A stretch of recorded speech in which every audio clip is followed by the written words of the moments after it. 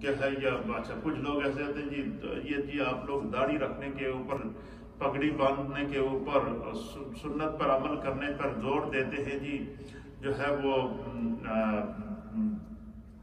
داڑھی میں اسلام تھوڑا ہی ہوتا ہے، اسلام تو دل میں ہوتا ہے. کئی لوگ اس طرح کی طرح. تو ایک شخص نے مجھے کہا، اللہ نے غریب کے رحمت کرے، تو انہوں نے مجھے کہا جی کہ آپ وہ نوجوانوں کو داڑھی کے اوپر بھی زور دیتے ہیں تو داڑھی میں اسلام تھوڑا ہی ہے. میں نے کہا یہ داڑھی میں اسلام نہیں ہے تو اسلام میں داڑھی تو ہے نا، ہے یا نہیں؟ میں نے کہا اپنی لاجک میں دوڑاؤ. اللہ نے فرمایا کہ وما آتاکم الرسول فخذوہ، تمہیں میرا رسول جو حکم دے کر گزرو، وما نہاکم عنہ فانتہوا، اور جس چیز سے میرا رسول منع کر دے اس کے قریب بھی نہ جاؤ. یہ دین ہے. This is the شریعہ. یہ دین ہے، یہ شریعت ہے. تو صحابہ اکرام جب حضور علیہ السلام کی بارگاہ میں ایمان لے کر آئے، اب یقین کریں کہ اور بعض صحابہ وہ تھے کہ جو میں بڑی ایمان افروز حدیث آپ کو سنانے والا ہوں، آپ سنیں گے تو یقین کریں. میں نے جب وہ حدیث پڑھی تو میری آنکھوں میں آنسو آ گئے کہ حضور علیہ السلام کے سامنے کس طرح صحابہ اکرام نے اپنی زندگیاں بدلی کی. اب نبی پاک صلی اللہ علیہ وسلم پر ایمان لائے ایک نوجوان، کفر چھوڑ کر، یہودیت چھوڑ کر اسلام لے کر. اچھا اب اسلام جب تازہ اسلام لائے تو اب اسلام کے آداب کے تو واقف نہیں تھے. اسلام سے پہلے شراب بھی پیتے تھے، اسلام سے پہلے جو ہے وہ بے حیائی، عریانی، فحاشی اور مختلف قسم کے کاموں کے اندر انوالو تھے، جس طرح کے اوپنلی طور پر جو ہے وہ گناہ کیے جاتے ہیں. تو اب جب اسلام لے کر آئے تو صحابہ نے ان سے کہا جی کہ یہ اسلام میں شراب پینا، زنا کرنا اور یہ ساری چیزیں ہیں، یہ ان سے تمہیں روکنا پڑے گا. اچھا اللہ نے ان کا دل جس پہ خدا کرم کر دے تو اچھا وہ ان تمام برائیوں کے عادی تھے اسلام لانے سے پہلے. اچھا آداب نبوت کے بھی واقف نہیں تھے، دیہات سے آئے تھے. تو نبی پاک صلی اللہ علیہ وسلم کی بارگاہ کے اندر مجلس لگی تھی، صحابہ اکرام ہدایت کے ستارے بیٹھے تھے. اب حضرت ابو امامہ رضی اللہ تعالیٰ عنہ بیان کرتے ہیں. اب حدیث سنیے کہ وہ تازہ ایمان لائے، آداب نبوت کے واقف نہیں، احکام دین کے بھی واقف نہیں، لیکن چونکہ کفر کی حالت میں بہت ساری بری عادتیں پڑی تھی، اب ان عادتوں نے ان کو کیا کیا، ان گناہوں نے ان کو تنگ کیا. تو بجائے اس کے کہ وہ گناہ کرتے، گناہ کا ارادہ کر لیا، لیکن نبی پاک کے سامنے آ کر کہہ دیا میں یہ گناہ کرنے جا رہا ہوں، آپ مجھے اجازت دیں. اللہ اب حدیث سنیں گے آپ کی آنکھوں میں آنسو آ جائیں گے. اور پھر دیکھیے گا میرے مصطفیٰ نے جب ان کے بندہ گناہ کا ارادہ کر کے آ رہا ہے اور کہہ رہا ہے کہ میں یہ گناہ کرنے جا رہا ہوں اور آپ اللہ کے رسول سے میں آپ سے اجازت لینے کے لیے آیا ہوں. تو اب اللہ کے حبیب علیہ السلام نے جب ان پر نگاہ رحمت فرمائی نا تو پھر ان کا کیسے زندگی بدلی. آپ اس حدیث کو سنیں، اس سے ہمیں کیا سبق ملے گا کہ یہ جو ہماری مسجدوں کے ممبروں سے، محرابوں سے یہ جو آپ کو پیغام دین دیا جاتا ہے نا، اگر ان میں سے ہم 1% بھی عمل کر دیں تو میں سمجھتا ہوں شاید یہی ہمارے نجات کا ذریعہ بن جائے. ایک بات. دوسرا یہ کہ کوئی پرابلم آپ فیل کریں نا کہ مثلا کوئی پریشانی ہے، پرابلم ہے کسی بھی قسم کی، تو یہ جو اللہ تعالیٰ نے آپ کو مسجد میں امام دیا ہوتا ہے یہ خدا کی طرف سے انبیاء اکرام کی علوم کا وارث ہوتا ہے. نبی پاک نے فرمایا کہ انما العلماء ورثۃ الانبیاء، کہ علماء انبیاء کے علم کے وارث ہیں. نمبر 1 بات. نمبر 2 بات نبی پاک صلی اللہ علیہ وسلم نے فرمایا کہ علماء امتی کا انبیاء بنی اسرائیل، میری امت کے، کیونکہ نبی پاک پر نبوت ختم، اب آخری نبی ہے، خاتم النبیین ہے، ہر زمانہ قیامت تک مصطفیٰ کا زمانہ ہے. تو فرمایا کہ علماء امتی کا انبیاء بنی اسرائیل، میری امت کو جب بھی دشواریاں آتی رہیں گی میری امت کے علماء ان کی رہنمائی کرتے رہیں گے. اور ہر دور میں اللہ تعالیٰ مجددین بھیجتا رہا، خلفاء بھیجتا رہا، آئمہ بھیجتا رہا، اور امت کی اصلاح ہوتی رہی اور قیامت تک ہوتی رہے گی.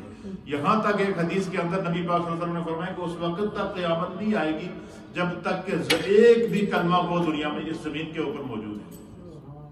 اور جب سارے دنیا سے چلے جائیں گی ایک بھی کلمہ وہ نہیں بچے گا تو فرشتہ اللہ کی بارگاہ میں عرض کرے گا کہ یا اللہ تیرا نام لینے والا کوئی بھی نہیں بچا، سب چل بسے. تو پھر اس وقت حدیث کے مطابق اللہ کے حبیب علیہ السلام فرماتے ہیں کہ اللہ حضرت اسرافیل علیہ السلام سے کہے گا کہ جو ان کو سجدہ دین والا بچہ نہیں ہے، اب سور پھونکو. اس وقت سور پھونکا جائے گا تو پھر اذا زلزلت الارض زلزالها واخرجت الارض اثقالها وقال الانسان ما. پھر اینڈ آف دا ورلڈ ہو جائے. اینڈ آف دا ورلڈ قبل اس کے قیامت آئے. قیامت آنے سے پہلے جو بھی خیر کی بات ملے نا، زندگی میں یہ نیت ضرور کریں کہ یار میں اپنی زندگی میں ایک دفعہ تو اسی پر عمل کروں، شاید میری بخشش ہو جائے. اچھا جب بندہ عمل کی نیت کر لیتا ہے، اللہ ایسی لذت عطا فرماتا ہے، ایسا سکون عطا فرماتا ہے، ایسی نیکی کی عادت عطا فرماتا ہے کہ آپ کو نیکی کے علاوہ سکون نہیں آئے. حدیث ہوئی وعن ابی امامہ رضی، بڑی توجہ سے سنیے گا یہ حدیث. وعن ابی امامہ رضی اللہ تعالی عنہ ان فتى شابا آتى النبی صلی اللہ تعالی علیہ وآلہ وسلم فقال یا رسول اللہ اتأذن لی فی الزنا. اللہ استغفر اللہ رب. حضرت ابو امامہ کہتے ہیں کہ نبی پاک صلی اللہ تعالیٰ علیہ وسلم کی بارگاہ لگی تھی. ایک نوجوان تازہ ایمان لایا تھا، دیہات سے آیا تھا، آداب نبوت کا بھی واقف نہیں تھا اور دین کے احکام کا بھی واقف نہیں تھا، لیکن بس اللہ نے اس کے دل کو قبول کر لیا ایمان کے لیے. تو اب اسلام لانے سے پہلے اس کی بری عادتیں تھیں. وہ شراب بھی پیتا تھا، وہ زنا بھی کرتا تھا، وہ سر عام بے حیائی اور برائی باتوں میں انوالو تھا. لوگ معاشرے میں کہتے تھے کہ یہ بڑا برا انسان ہے، لیکن بس اللہ نے اس کا دل پھیر لیا، ایمان لے آیا.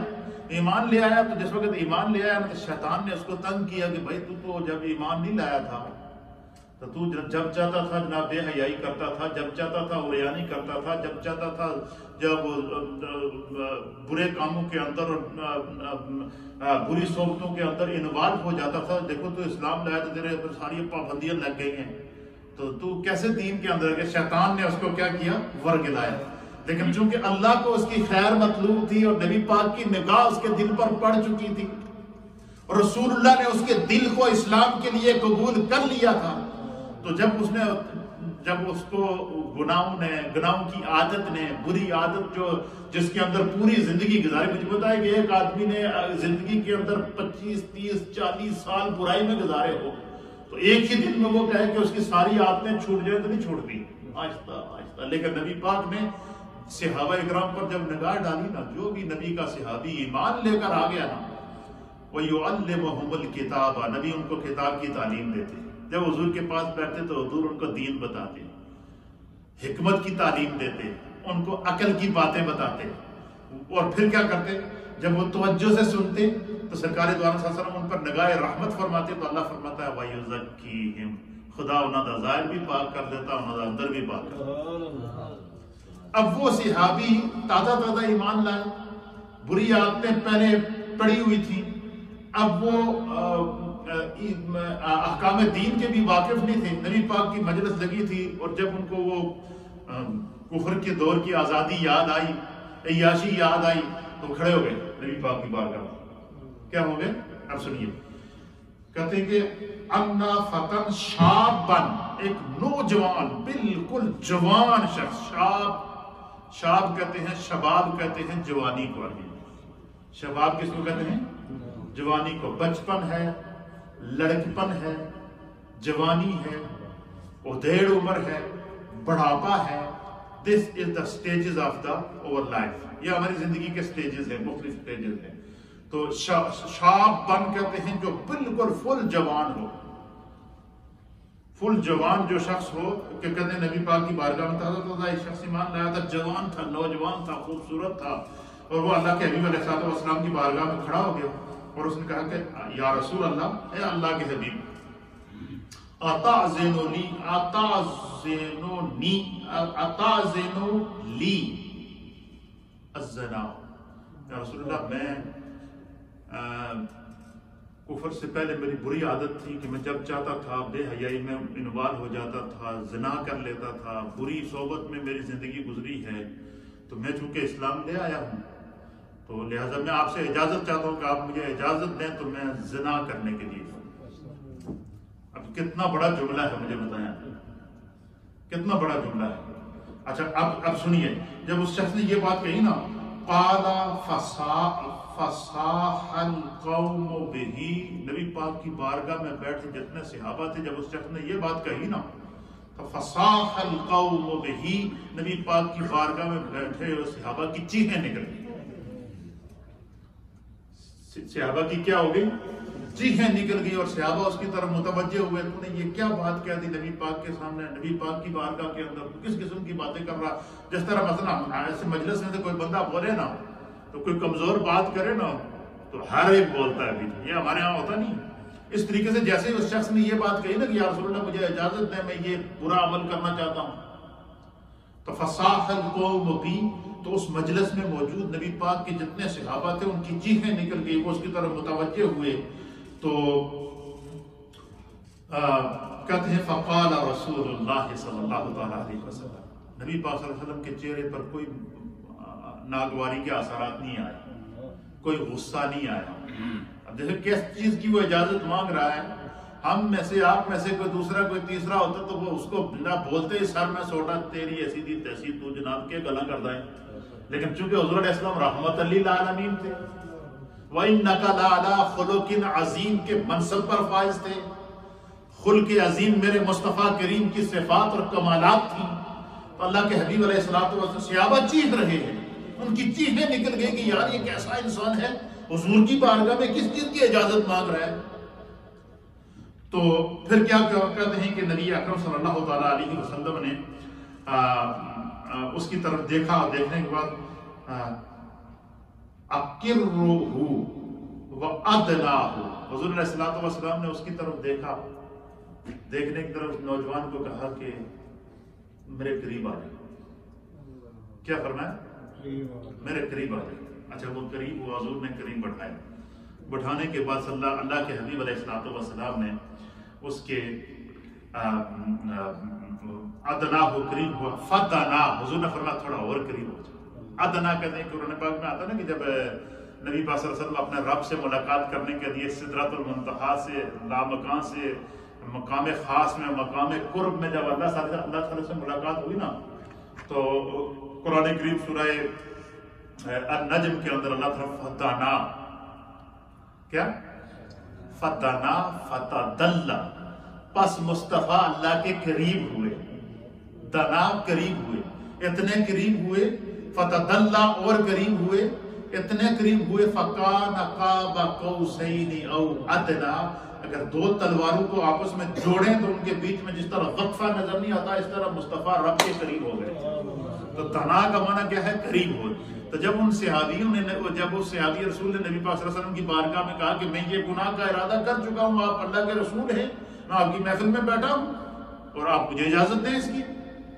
تو حضور علیہ السلام نے ان کا کہا قریب آ جا. قریب ہوئے, حضور نے فرمایا فتانا, تھوڑا سا اور قریب ہو جا. اللہ اور قریب ہو گئے. حتی کان قریب من رسول اللہ, حتی کہ وہ رسول اللہ صلی اللہ علیہ وسلم کے ساتھ بالکل مل گیا, اپنے گھٹنے حضور کے گھٹنوں کے ساتھ جوڑ دیے, اتنا قریب ہوا. اللہ, اب ارادہ کیا ہے اور میرے مصطفیٰ کس طریقے سے اس کے ظاہر اور باطن کو بدل رہے ہیں. اب یہ حدیث یقین کریں گے, آپ سنیں گے تو ایمان تازہ ہو جائے گا, پھر گناہ چھوڑنے کا دل کرے گا ہر انسان کہ جب نظر رحمت ہو جائے کسی کے اوپر. تو اس لیے کہتے ہیں کہ نماز کا فائدے میں سے ایک فائدہ کیا اللہ بیان کرتا ہے, فرمائے جدو بندہ نماز دا عادی ہو جائے نا, پکا جڑا نمازی ہوتا ہے, اس دے ہوتے دنیا تے اللہ دا کرم کیا ہو جاتا ہے. سب سے بڑا کرم خدا کا یہ ہو جاتا ہے, ان الصلاۃ تنہا عن الفحشاء والمنکر.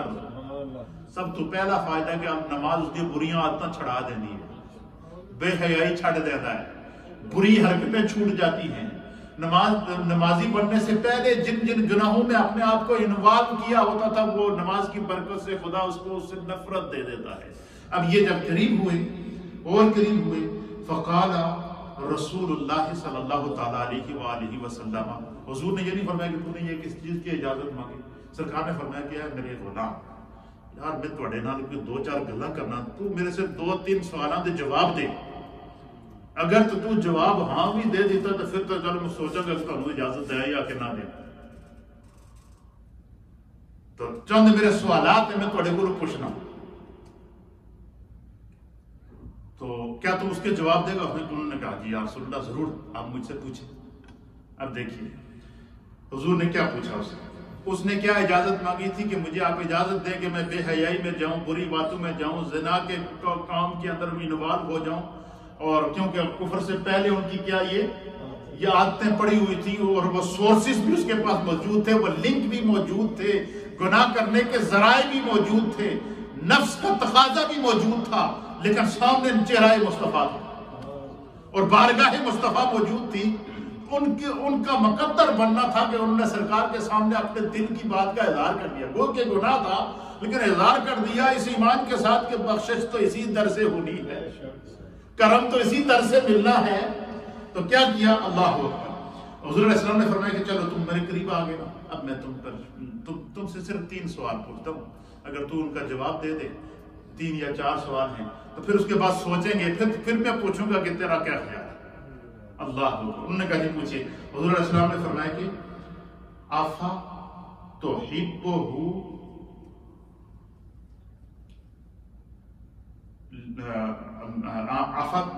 اللہ کے حبیب علیہ السلام قال رسول اللہ صلی اللہ تعالی علیہ وسلم اتحبہ لامک. حضور نے فرمایا کہ میں تم سے ایک سوال کرتا ہوں کہ جس چیز کی تو نے مجھ سے اجازت مانگی ہے، کیا تو اپنی ماں کے ساتھ اس طرح کا کام کرنے کی اجازت کسی کو دے گا؟ اگر تم سے کوئی تمہاری ماں کے متعلق اجازت مانگے کہ میں تمہاری ماں کے ساتھ اس طرح کی حرکت کرنا چاہتا ہوں، تو مجھے اجازت دے، تو میرا تم سے سوال ہے کہ یہ بتا کہ کیا تو اپنی ماں کے لیے کسی دوسرے اجنبی شخص کو اس چیز کی اجازت دے گا؟ اب سنیے کیسا سوال کیا میرے مصطفیٰ کریم. اب لاجک دیکھیے مصطفیٰ کریم. اب جب حضور نے یہ سوال کیا، یہ پوچھا نا ان سے، تو فقال، تو اس شخص نے کہا لا یا رسول اللہ جعلنی اللہ فداکا. یا رسول اللہ میں اور میرے ماں باپ آپ پر قربان ہو جائیں، مجھ سے اگر کوئی میری ماں کے متعلق اس طرح کی اجازت دے گا تو میں تو ہرگز اجازت نہیں دوں گا، میں ہرگز اجازت نہیں دوں گا. جب اس نے یہ بات کہی نا تو فقال رسول اللہ صلی اللہ تعالی علیہ وآلہ وسلم وَلَلنَّاسُ يُحِبُّونَهُ لِأُمَّهَاتِهِمْ. حضور نے فرمایا کہ جس کے واسطے تو اجازت مانگ رہا ہے وہ بھی تو کسی کی ماں ہو سکتی ہے، جس کے لیے تو اجازت مانگ رہا ہے وہ بھی تو کسی کی ماں ہو سکتی ہے. تو اگر اپنی ماں کے لیے اجازت نہیں دے سکتا تو کسی اور کی ماں کے لیے تو اس طرح گناہ کی اجازت کیسے مانگ سکتا ہے؟ اللہ. حضرت ابو امامہ کہتے ہیں کہ ان کا چہرہ متغیر ہونا شروع ہو گیا، دل کی حالت بدلنا شروع ہو گئی. حضور نے فرمایا یہ پہلا سوال ہے، جو دوسرا سوال پھر وہ بھی سن لے. دوسرا سوال کیا کیا نبی پاک صلی اللہ علیہ وسلم نے؟ حضور علیہ السلام نے فرمایا کہ افتحبہ لبناتک. اچھا اے گل میں دس، جس گل سے تو میرے کو اجازت مانگی ہے، یہی اجازت اگر کوئی تجھ سے تمہاری بیٹی کے متعلق مانگے کہ میں تمہاری بیٹی کے ساتھ یہ غلط کام کرنا چاہتا ہوں، تو مجھے اجازت دے، تو اس کا باپ ہے، تو کیا تو اپنی بیٹی کے حوالے سے کسی اجنبی شخص کو گناہ کی دعوت کی اجازت دے گا؟ فقال، پھر اس شخص نے کہا لا واللہ یا رسول اللہ، نہیں اللہ کی قسم یا رسول اللہ میں تو ایسا ہرگز نہیں کر سکتا. پھر اللہ کے حبیب علیہ الصلوۃ والسلام نے فرمایا پھر تو جس دے واسطے اجازت مانگ رہا ہو تو کسی دی بیٹی ہے. اب دیکھیں حکمت دیکھیے میرے مصطفیٰ کی. نفرت گناہ سے ہے، گناہگار سے نہیں ہے. اب وہ گناہگار ہے، گناہ کا ارادہ کر چکا ہے، اس کا مائنڈ چینج کیا جا رہا ہے، اس کی سوچ کو بدلا جا رہا ہے. اس لیے ہم کہتے ہیں کہ اہل اللہ کی مجلس میں جب آپ آئیں گے، بیٹھیں گے، دن کے اندر بہت سارے سوالات آتے ہیں، ان کی گفتگو ہوتی ہے، بات سے بات ملتی ہے. کیا آپ نے اس سے پہلے یہ حدیث سنی تھی؟ بعض لوگوں تو بہت لوگوں نے جنہوں نے نہیں سنی ہوگی، بہت سارے لوگوں کے لیے نئی بات ہے. اب اس ایک حدیث سے ہمیں کتنا سبق ملے گا زندگی گزارنے کا؟ تو حضور نے دوسرا سوال کیا کیا کہ جس طرح تو کسی کی بیٹی کے لیے گناہ کی مجھ سے اجازت مانگ رہا ہے، وہ بھی تو کسی کی بیٹی ہے، اگر یہی اجازت کوئی تمہاری بیٹی کے لیے تم سے مانگے گا تو اس کو دینے کے لیے تیار نہیں ہے، لیکن دوسروں کی بیٹیوں پہ نظر رکھے ہوئے ہیں، کچھ تو خدا کا خوف ہے۔ یہ پیغام ہے۔ تیسرا سوال نبی پاک صلی اللہ تعالیٰ علیہ وسلم نے، اللہ حضور علیہ السلام نے فرمایا کہ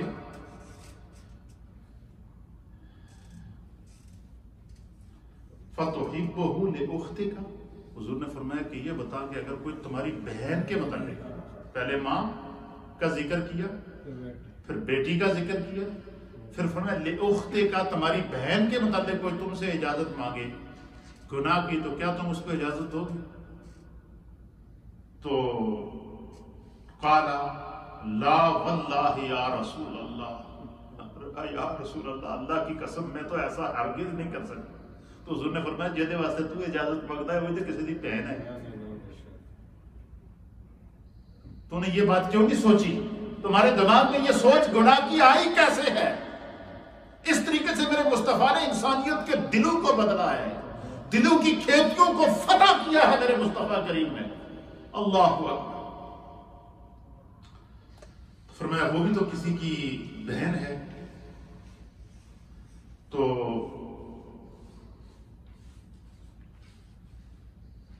پھر نبی اکرم صلی اللہ تعالیٰ علیہ وسلم نے اسی طریقے سے پوچھا کہ کوئی تمہاری چچی کے متعلق تم سے سوال کرے یا تمہاری خالہ کے متعلق تم سے سوال کرے، تو یہ سب کچھ کرنے کے بعد نا جس وقت وہ پانی ہوا، بالکل موم ہو گیا وہ شخص، بالکل ظاہر باطن بدل گیا ہے، آنکھوں سے آنسو چل رہے ہیں، کھڑا ہوا تھا مجلس میں اجازت مانگنے کے لیے گناہ کی، لیکن مصطفیٰ کے قریب آ کر نبی پاک کی باتیں سن کر دل کی کھیتی ایسی نرم ہوئی، نظریں جھک گئی، سر جھک گیا، چہرے سے آنکھوں سے آنسو چل رہے ہیں، آنکھوں سے آنسو چل رہے ہیں، آنکھوں سے آنسو چل رہے ہیں۔ نبی پاک کی بارگاہ میں کہتا ہے ہلاک تو یا رسول اللہ، اے رسول اللہ میں ہلاک ہو گیا ہوں، مجھے بچا لیجیے۔ پھر کیا کہا کہ ہلاک تو یا رسول اللہ، یا رسول اللہ آپ کا یہ غلام ہلاک ہو گیا ہے۔ یہ بڑی بری سوچ رکھتا تھا، یہ بڑی بری صحبت سے آیا تھا، مجھے نہیں معلوم تھا کہ اسلام کے اندر اتنا نور موجود ہے، مجھے نہیں معلوم تھا کہ اسلام میں اتنی برکت موجود ہے، مجھے نہیں معلوم تھا کہ اسلام جو ہے وہ انسان کے ظاہر اور باطن کو بدل کر کے رکھ دیتا ہے۔ جب یہ کہنے لگا ہلاک تو یا رسول اللہ، رونے لگا، روتا رہا اور وہ سر جھکا ہوا ہے، ان کے آنسو گر رہے، نبی پاک کے قدموں پہ ان کے آنسو گر رہے ہیں۔ پھر حضور علیہ السلام نے اور قریب کرنے کے بعد میرے مصطفیٰ نے ایک ہاتھ ان کے سر پہ رکھا، ید اللہ والا ہاتھ، ایک ہاتھ سر پہ رکھا، دوسرا ان کے سینے پہ رکھا۔ اب وہ اس منظر کو سوچے نا کیا منظر ہوگا، ید اللہ والے ہاتھ، ایک ہاتھ ان کے سر پہ رکھا اور دوسرا ان کے سینے پہ رکھا۔ تو کہتے ہیں کہ فوضع رسول اللہ صلی اللہ تعالی علیہ وآلہ وسلم یدہ علیہ، حضور علیہ السلام نے اس کی طرف اپنے ہاتھوں کو بڑھا کر ایک ہاتھ اس کے سر پر اور ایک اس کے سینے پہ رکھا۔ اس کے سینے پر حضور علیہ السلام ہاتھ پھیرتے ہوئے اللہ کے حبیب علیہ السلام نے دعا کی ان کے لیے۔ کیا دعا کی؟ حضور نے پہلی دعا ان کے لیے ان کے سینے پہ ہاتھ رکھ کے حضور نے فرمائی، دعا فرمائی اللہم مغفر ذنبہ، اے میرے اللہ، اے میرا غلام میرے قدموں وچ حاضر ہے، اپنے ہر گناہ کا اعتراف کر چکا ہے، اپنی سوچ بدل چکا ہے، اپنے ارادے بدل چکا ہے، اب اس کی سوچ میں بھی نور ہے، تصور میں بھی نور ہے، تخیل میں بھی نور ہے، تصور تخیل اور سوچ کے اندر بھی نور ہی نور ہے۔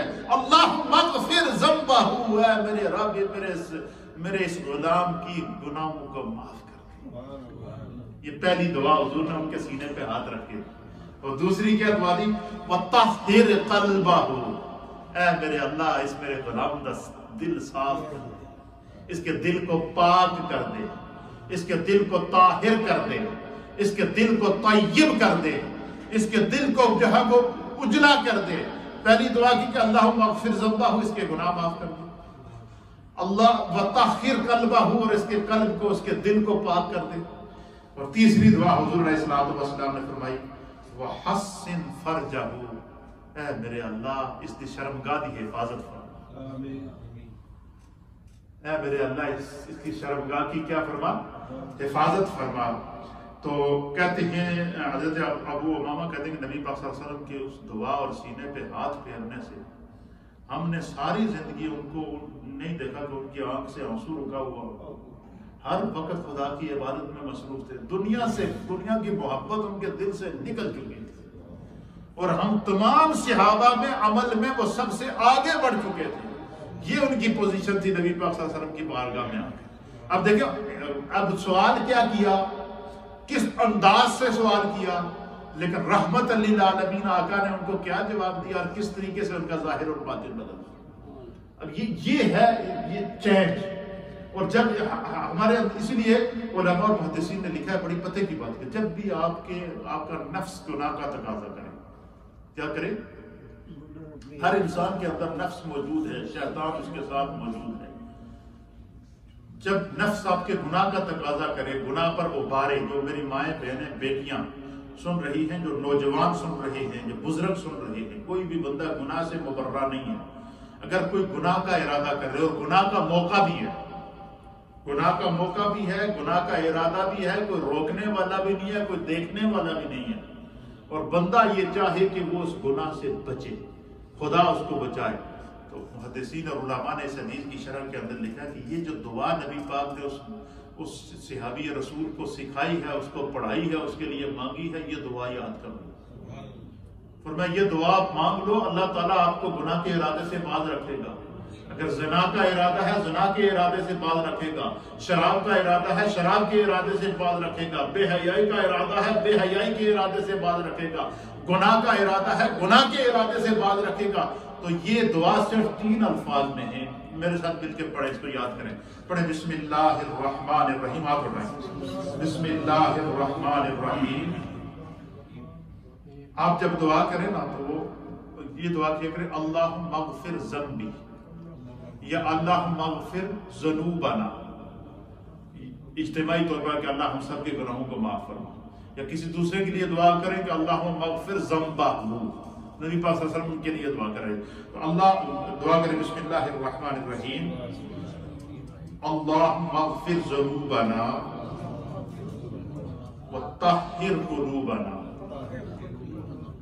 وحسن فروجنا، اللہم اغفر ذنوبنا وطہر قلوبنا وحسن فروجنا برحمتک۔ یہ دعا یاد کر لیں، یہ دعا آپ یاد کر لیں، انشاءاللہ العزیز جو بڑے سے بڑے گناہ کو بندہ ارادہ کرے، خدا اس کا دل پھیر لے۔ اچھا صرف اس سے گناہ بھی معاف ہوگا، وطہر قلبہ، دل بھی پاک ہو جائے گا، وحسن فرجہ، خدا اس کی شرمگاہ کی بھی حفاظت فرما دے گا۔ یہ ہے اسلام، اس لیے اسلام کو دین رحمت کہتے ہیں، اس لیے اسلام کو دین کرم کہتے ہیں، اس لیے اسلام کو دین نصیحہ کہتے ہیں، سلامتی والا دین کہتے ہیں۔ تو یہ کتنی پیاری حدیث ہے، آپ دیکھیں کہ جس کو ہم اگر ذہن نشین کر لیں تو میں سمجھتا ہوں کہ ہمارے ظاہر اس طریقے سے صحابہ اکرام رضوان اللہ تعالیٰ علیہم اجمعین نے جو ہے وہ ان کی حفاظت، نبی پاک صلی اللہ علیہ وسلم نے ان کی حفاظت کیا صحابہ کی۔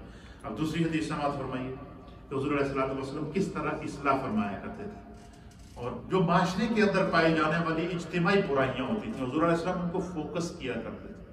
آج ہمارے معاشرے میں شراب نوشی ہے یا نہیں ہے؟ ہمارے نوجوان بچے وہ بری عادتوں میں پڑے ہوئے ہیں، شرابوں میں پڑے ہوئے ہیں، ڈیٹنگ کے اوپر چلے جاتے ہیں، ماں باپ پریشان ہیں، وہ ان کو منع کریں تو آگے سے وہ ایسے بے ادب ہے اور اس طریقے سے بہیو کرتے ہیں کہ ان کو اپنی عزت بچانا مشکل ہو جاتی ہے۔ تو اس لیے آپ کہتے ہیں کہ دین کے ساتھ منسلک رہیں، کوئی نہ کوئی خیر کی بات کبھی نہ کبھی انسان کا دل پھیر لیتی ہے۔ تو نبی پاک صلی اللہ علیہ وسلم کی بارگاہ میں جب صحابہ آتے تھے تو وہ کیا کرتے تھے؟ حضور نبی علیہ الصلوۃ والسلام جو معاشرے کی اجتماعی کھلی بے حیائیاں اور برائیاں ہوتی تھی نا، حضور ان سے روکنے کی تعلیم ارشاد فرماتے۔ اب حدیث سنیے، آپ کا ایمان تازہ ہو جائے۔ وعن عبداللہ ابن عمر رضی اللہ تعالی عنہ، حضرت عبداللہ ابن عمر رضی اللہ تعالیٰ عنہ یہ حضرت فاروق اعظم کے بیٹے تھے اور صحابی رسول تھے، وہ اس حدیث کے راوی ہیں۔ کہتے ان رسول اللہ صلی اللہ تعالی علیہ وآلہ وسلم کہ اللہ کے حبیب علیہ السلام کی مجلس لگی تھی، صحابہ اکرام ہدایت کے ستارے نبی کی بارگاہ میں جمع ہوئے، تو حضور علیہ السلام کی معاشرے کی برائیوں سے روکنے اور معاشرے کی برائیوں سے دور رہنے کے لیے صحابہ کی ذہن سازی فرمانے۔ کس طرح ذہن سازی فرمانے؟ حدیث سنیے، کہتے ہیں کہ قال رسول اللہ صلی اللہ تعالی علیہ وسلم، نبی اکرم صلی اللہ علیہ وسلم نے ارشاد فرمایا، ثلاث قد حرم اللہ تبارک و تعالی علیہم الجنہ۔ حضور علیہ السلام نے فرمایا کہ تین عادتاں ایسیاں ہیں جڑیاں اگر کسی بندے وچ پائی جائیں تو خدا اس تے اتے جنت نو حرام کر دیندا، جہنم پکا جہنمی ہو جاندا۔ اس دا آسان ترجمہ کہ ترے عادتاں ایسیاں ہیں جڑا اگر بندہ نہ چھڑے تو وہ چلتا پھرتا جہنمی ہو جاتا ہے، اس پہ اللہ جنت کو حرام کر دیتا ہے۔ اب وہ تین عادتیں، تین تھنگز نبی پاک صلی اللہ علیہ وسلم نے کیوں بتائی ہیں؟ قیامت تک آنے والی اپنے ہر امتی کو یہ سبق دیا جا رہا ہے کہ یہ برائیاں قدم قدم پر تمہارا استقبال کریں گے، یہ گناہ قدم قدم پر تمہیں بلائیں گے، تمہیں سبز باغ دکھائیں گے اور تمہیں اپنے قریب کرنے کی کوشش کریں گے۔ تو فرمایا کہ اللہ کے حبیب علیہ السلام نے فرمایا کہ اگر وہ گناہ کر بیٹھے نا تو پھر جنتی نہیں ہو، چلتے پھرتے جہنمی ہو۔ اور کچھ ایسی نیکیاں بھی بتا دی حضور نے، فرمایا کہ کچھ 3-4 عادتاں ایسی ہیں جڑا بندہ کر لے تو چلتا پھرتا جنتی ہے۔ اللہ اکبر۔ کیا فرمایا؟ ثلاث قد حرم اللہ تبارک و تعالی، تین چیزیں ایسی ہیں، تین عادتیں ایسی ہیں کہ جو اگر کسی انسان میں پائی جائیں تو اللہ تبارک و تعالی ان پر جنت کو حرام کر دیتا ہے۔ اور ان میں سے سب سے پہلے کیا؟ من الخمر، فرمایا کہ سب سے پہلی چیز یہ ہے کہ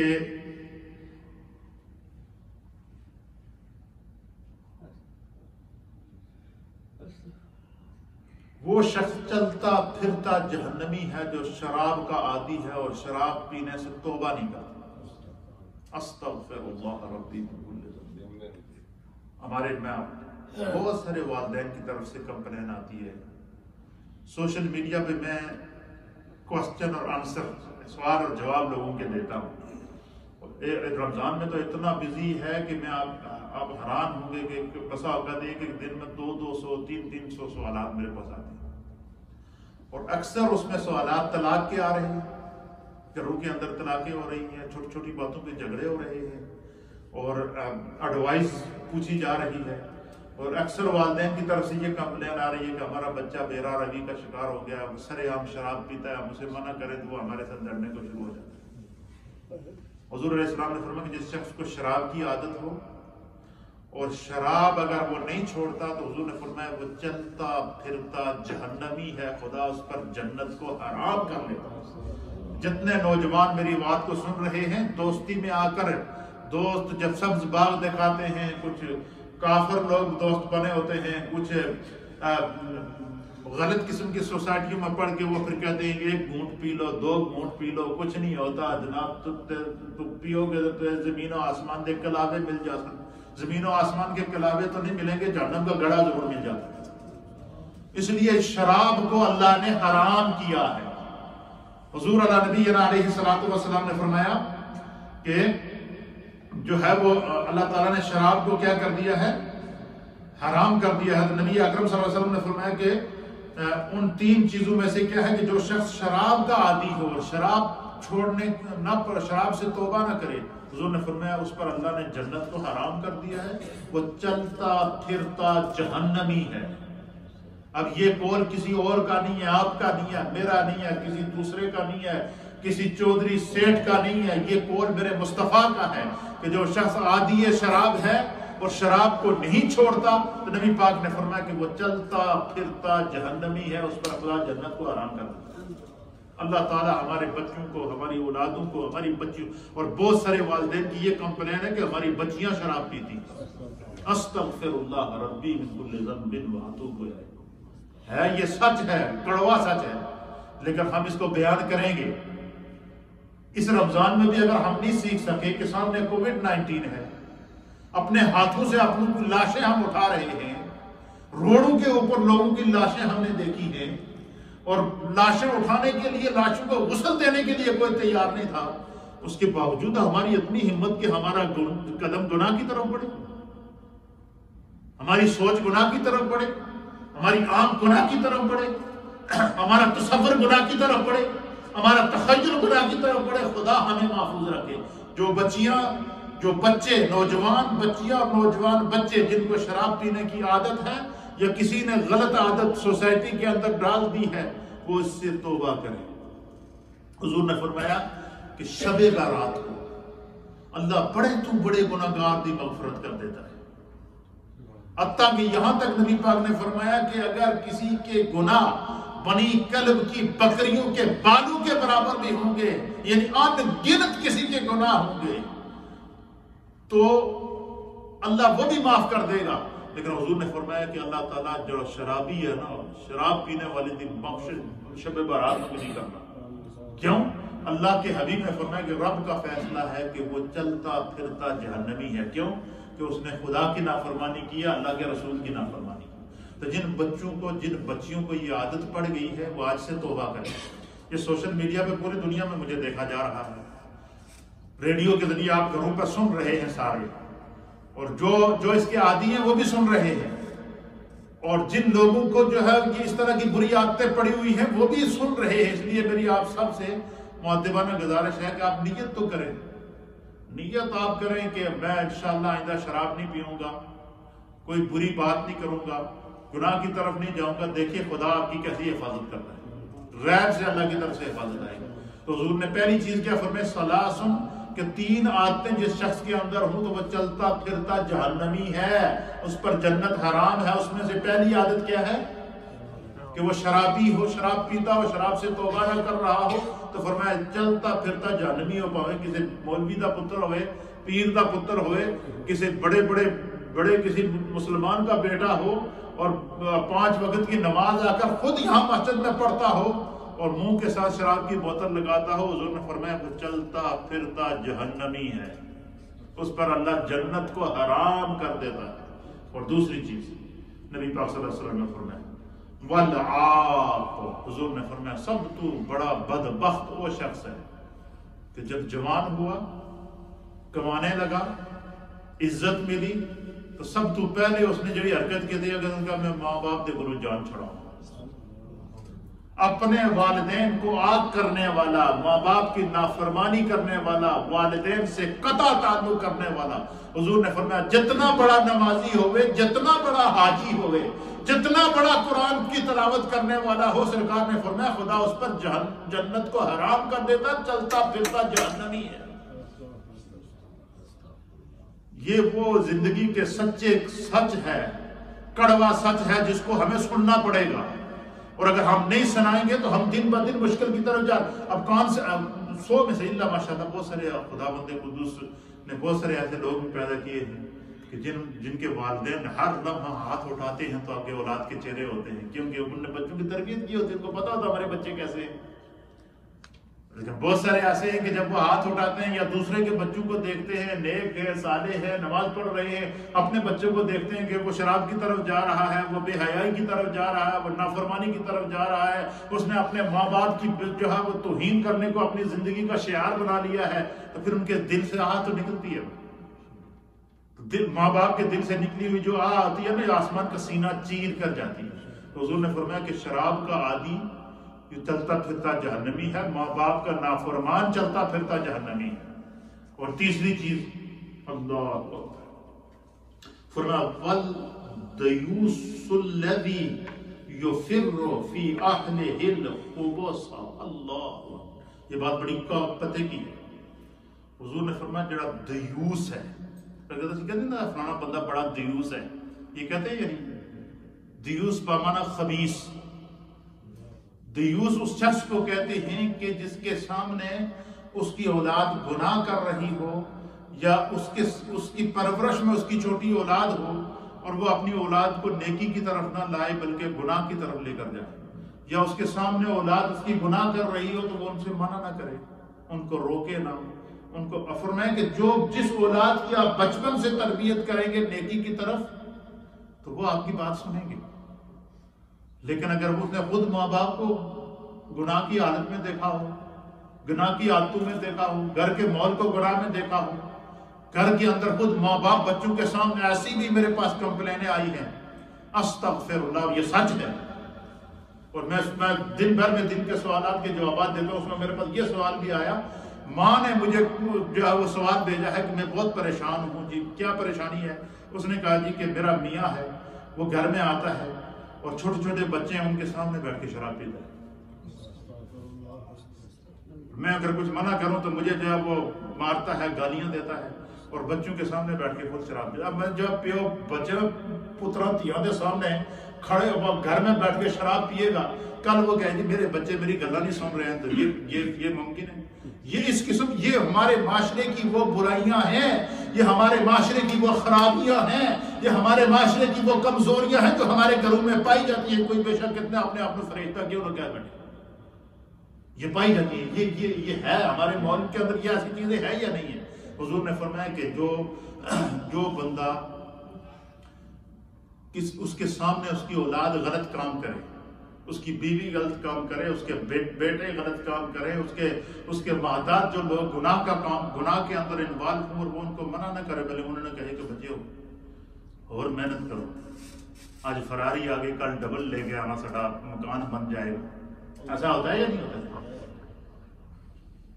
باپ بینیفٹ پہ، ماں بینیفٹ پہ، بچہ بینیفٹ پہ، اور شام کو بچہ گاڑی لے کر آیا جناب علی، کتنی 3 لاکھ پاؤنڈ کی گاڑی، 75,000 پاؤنڈ کی گاڑی ہے، 75 لاکھ پاؤنڈ کی گاڑی ہے، لے کر گھر آ رہا ہے، اور والدین خوش ہو رہے ہیں، ماشاءاللہ بچہ تو تے کمال کر دیتا. ایک اور لیا تھا کہ بڑا مکان بنا رہی ہے. اب وہ مکان کس کے لیے بنا رہے ہیں؟ جہنم کا گڑھا تیار ہو رہا ہے. اب حضور نے فرمایا کہ جس شخص کے سامنے اس کی اولاد گناہ کر کے آئے اور اس کے ماں باپ اس کی حوصلہ افزائی کرے، فرمایا یہ شخص دیوس ہے، اس کو دیوس کہتے ہیں. فرمایا اگر جس شخص کے سامنے اس کی اولاد گناہ کر کے آئے، برا کام کر کے آئے، اور یہ اس کا سامنے اقرار کرے کہ میں نے یہ گناہ کیا ہے، اور وہ اس کی حوصلہ افزائی کرے، اس کو منع نہ کرے، حضور نے فرمایا وہ شخص چلتا پھرتا دیوس ہے، وہ جہنمی ہے وہ شخص. یہ 2 حدیثیں آج ہم نے سیکھی. ان دونوں حدیثوں نے ہمارے ضمیر جھنجھوڑے ہیں یا کہ نہیں جھنجھوڑے؟ اس لیے میرے دوستوں، میرے بزرگوں، میری مائیں، میری بہنیں جو مجھے سن رہے ہیں، جتنا ممکن ہے ہم اپنی معاشرے کی ان چیزوں کی، اصل میں تقریریں تو آپ سنتے ہی رہتے ہیں نا، یہ وہ کمزوریاں ہیں جن کی نشاندہی کر کے. اچھا دیکھیں، ہر ایک کے متعلق رسول اللہ کی رہنمائی موجود ہے.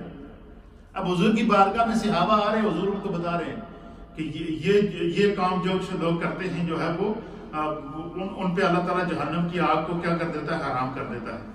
اب یہ وہ چیزیں ہیں. پھر اللہ کے حبیب علیہ الصلوۃ والسلام نے جو ہے وہ اس کے آگے مزید جو ہے وہ بتائی ہے، انشاءاللہ وہ کل کے درس کے اندر آپ کی خدمت میں پیش کروں گا. تو آج ہم نے کیا چیز سیکھی ہے؟